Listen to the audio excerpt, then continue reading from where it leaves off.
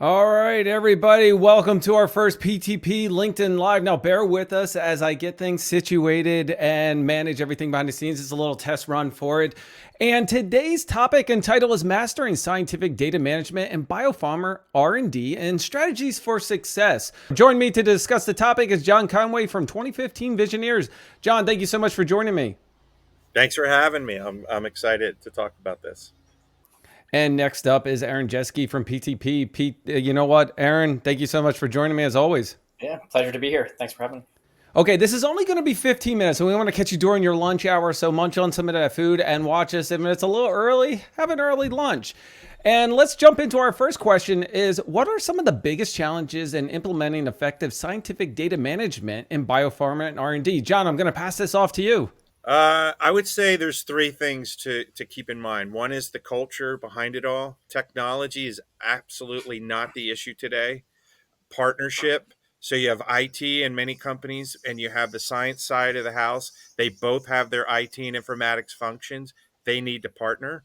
And then dealing with complexity. The complexity in scientific data today is dramatically, exponentially increasing. So don't underestimate the complexity when you start to go towards your scientific data management efforts.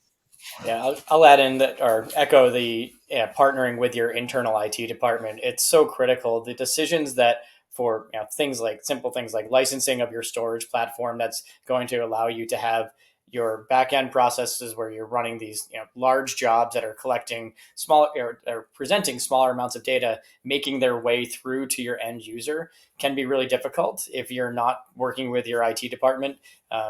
Sometimes you end up with Ignite and SharePoint and S3 and Box and people exchanging USB sticks. If you can get in early, create that culture, create that embedding, embed your IT department with your data scientists.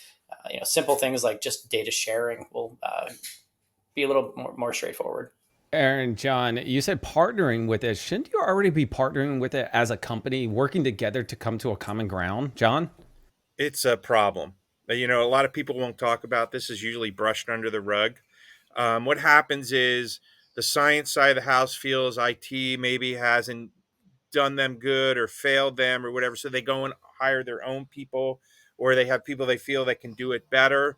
And then it festers over years. And then you have what the IT will say, oh, we have all this shadow IT. And they'll say, yeah, but that IT is not helping us. They should just worry about, Microsoft environments and stuff like that. And it creates lots of big problems. If instead they knock down the barriers and work together, actually companies could reduce the amount of people they had if they worked together in partnership, and they wouldn't have two opposing opinions all the time. It would do wonders for the industry. Yeah, the expectation that an IT team to can really understand what the science team is trying to say is often lost on both sides. The science team has come from you have a researcher just went off and got their PhD. They've been working and building and choosing their own tools and building their own pipeline for years, decades if they've been in the industry for a while. And now they're going to go and expect that an IT team that only knows Office 365 to be able to help service them in a meaningful way. As Jon said earlier too, it's not the technology; it's more of an understanding. And if they do have that communication early and often, I could not agree more, Jon. You're going to reduce your head count, you're going to reduce your tool count, and you're going to reduce your overall operating costs of each individual run. And you're going to reduce the technical debt that chokes these organizations. They can't, you end up spending 70% of your budget on technical debt, and then you can't innovate because the remaining budget isn't enough. And it's a huge problem in the industry. Jon, this sounds Yeah. like kind of a cultural thing, right? How can you overcome some of these cultural practices or the shadow IT that's happening? And I actually envision when you're talking about like the business application saying, I don't trust my IT, I'm going to go hire my own IT stuff, but it sounds like a cultural innovation, Jon. It is the number one issue in all of this is the cultural problem. So um, a lot of companies have good cultures, and they need to establish it.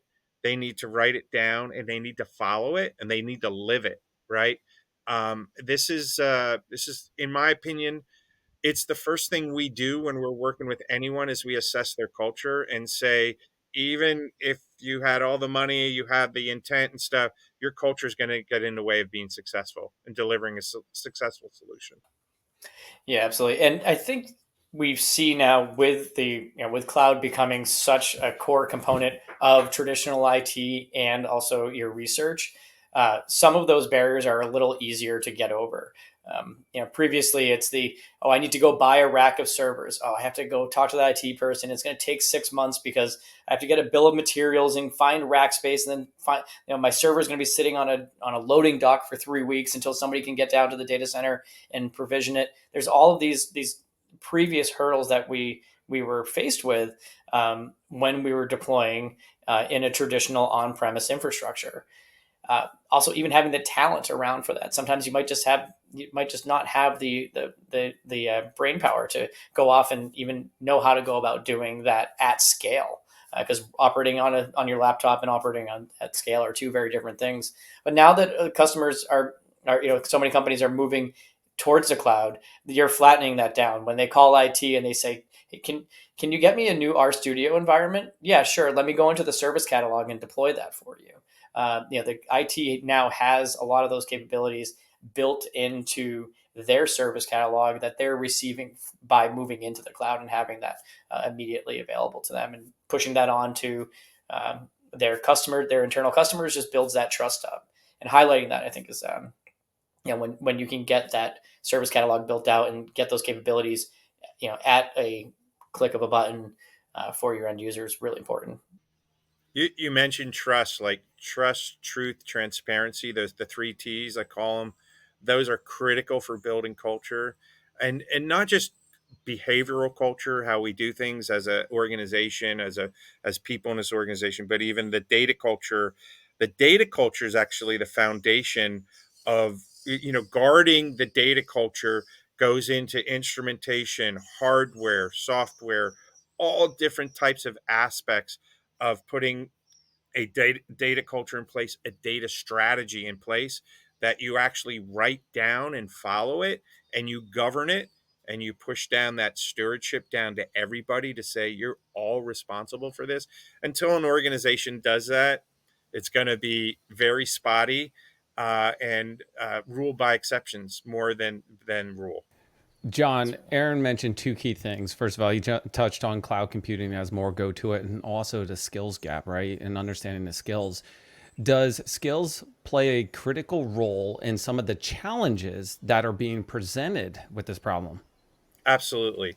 So in today's world, if you look at somebody who says I'm a bioinformatician, that is a completely different role than it was 10 years ago.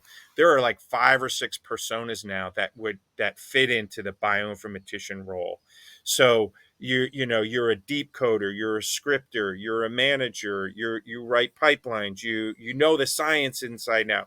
All of those skill sets are critical for success. So knowing where you play it from a persona perspective is what should either prevent you or should allow you to do certain things, and you should almost wear that as a badge to say I'm not the guy to be helping with that. I need to partner with somebody that's going to help us. And it's getting back to that partnering again of making sure that things are successful because things are complex.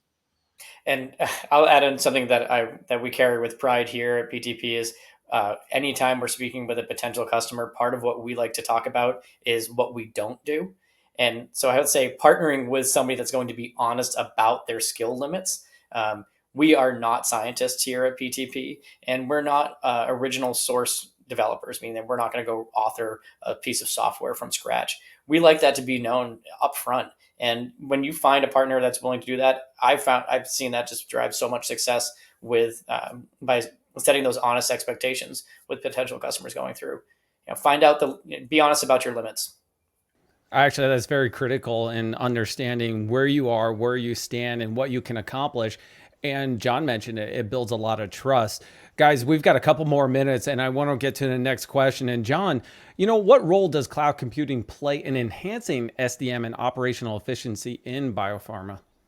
I mean, today it's like the core of efficiency for collaboration and externalization, which is 40+% in every large pharma today. So having an easy way to access your solutions, your applications, your data, um, being able to centralize like things like master data management, uh, being able to deploy, like Aaron was saying, oh, you want to grab something from your service catalog and deploy it. It's 15 minutes. It's not weeks. It's not hours. It's not months. Oh, we don't have to allocate servers. We don't have to do this. So it makes incredible sense. The only cautionary thing is that if companies feel they're going to manage their internal scientific data in the cloud like they do today, and it's out of sight, out of mind, that's going to cause a lot of problems. It doesn't mean because it's in the cloud that you can't focus on it and be super responsible. It just means that it's highly efficient, but you still have to do that management bit that you would have to do on-prem. Yes, absolutely. And I think now when you add on that cloud capability and the ability just for something as simple as tagging as you're going through and managing that data, as we start to adopt new technologies, certainly everybody's out there talking about Gen AI, AI, ML. The training of those tools, I think I think it's been made clear that an on-premise environment, while capable of doing it, is such a complex environment for creating appropriate training environments from your data. The bar of entry for managing your data so that you can adopt these new technologies as they get refined, as they become actually relevant in the industry, and cloud just affords you that out of the gate. Aaron, how do you actually approach some of the companies that are utilizing the cloud that want to enhance it for biopharma, and maybe they want to have efficient pipelines or efficient computing, or at least grow sufficiently?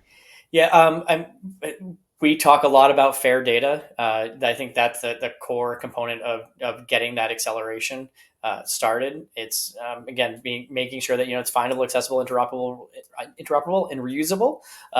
If you follow those tenets as you're building out your architecture, you'll inherently get the scale that you're looking for.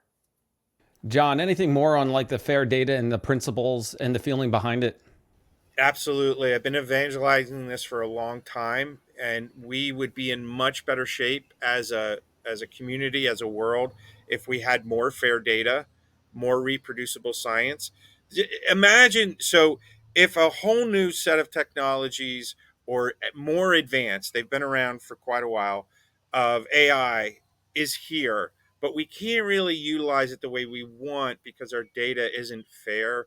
That's a huge problem. It's just like if you're flying to San Diego and a captain comes on and says, "Oh, we got a little bit of water in the fuel. Should we take off? What do you think? Should we might sputter a little bit over Ohio or whatever, but we're going to keep going. Maybe it'll work, maybe it won't." The data is the fuel for AI. And it boggles my mind how how people aren't taking more interest into their data and making sure that it's fair and it's at the highest octane that you can get, because we're suffering because of that, and it's a huge problem today in the industry. And I wanted to say this isn't just about AI. An example that came up in one of our customers recently was they were saying, we want to try out Gen AI, but what if that doesn't go well? What if it doesn't end up at the type of product that we really were hoping it was going to? What can we get out of it? It's like, well, if we go and you start practicing fair data principles, you're going to accelerate your traditional computational platforms as well. Being able to, in the example I use in this case is, what happens when you find out that a sample was read wrong? There was data that was wrong at the atomic level. At the very start, the data was wrong.